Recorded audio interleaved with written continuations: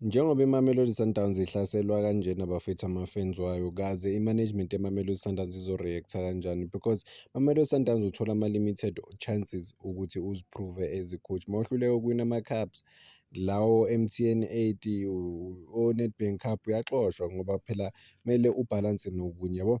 But yeah, what I've seen lo engikubonayo la ukuthi ama-fans are-react-a the way a-react-a ngakhona bafethu, I don't think into right. Cabanga intimidation, abadlali sokumele bethukeke manje bekhishwa amaphoyisa ngoba bazolimala, ngoba bahlulekile ukushaya i-Orlando Pirates. But at the end of the day ibhola leli bafethu liyaginqika. You can't say 100% ukuthi i-Orlando Pirates uzoyishaya. I understand ukuthi iMamelodi Sundowns ijwayele ukuwina vele, especially ku-league kakhulu, seyijwayele like ukuwina i-league. So ama-fans weMamelodi Sundowns ayazi ukuthi like there's a sense of arrogance, yes, ukuthi re tlo betha Orlando Pirates yingeng, wabo.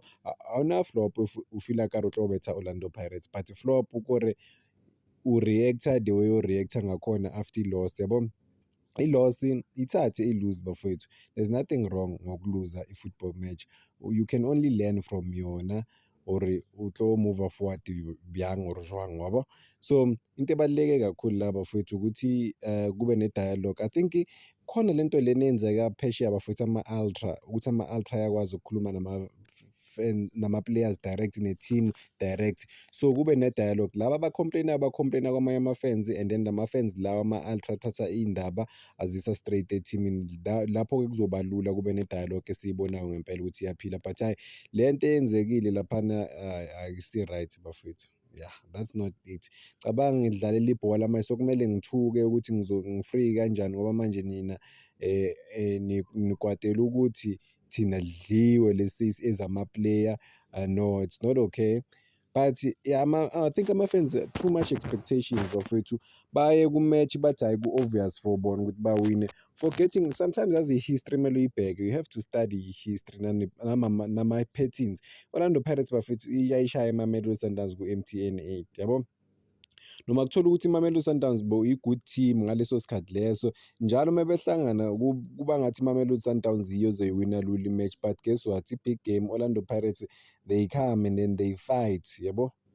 So they give everything that they have to the game. So ayibi obvious i-game yakhona, iba super difficult.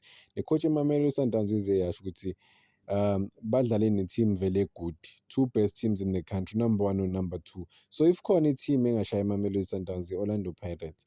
Pound to pound, if khona i-team engayimatch i-Orlando Pirates, because they are equally talented. But yeah, iMamelodi Sundowns need more experience because idlala ama-competitions are different.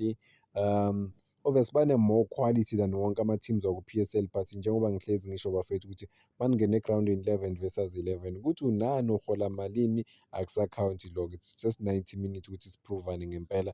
But yeah, iMamelodi Sundowns ngithemba ukuthi emotionally, physically abadlali ba-right, because into eyenzekile ngempela is not it bafethu, ukuthi manje sebabuza nanokuthi ukuphi ucoach, sokumele agadwe amaphoyisa manje amgadile. Na it's not it bafethu. Ngicela ama-fans nje in general, whether i-Sundowns, i-Kaizer Chiefs, i-Pirates, but favani i-team kahle, ningabi emotional, yabo.